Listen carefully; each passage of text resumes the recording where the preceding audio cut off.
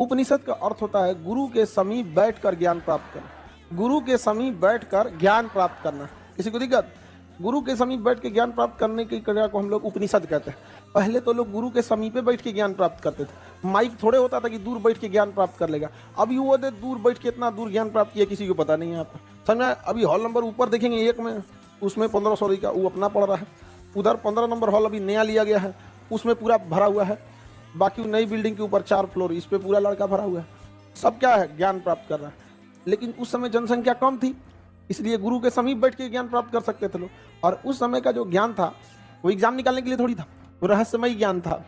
वेद पुराण मंत्र इत्यादि के उच्चारण में था। समझ में आ गया कि नहीं आया? तो उस समय का जो ज्ञान था वो रहस्यमय ज्ञान था। तो ऐसे कहा जाता है कि गुरु के समीप बैठकर रहस्यमय ज्ञान प्राप्त करना।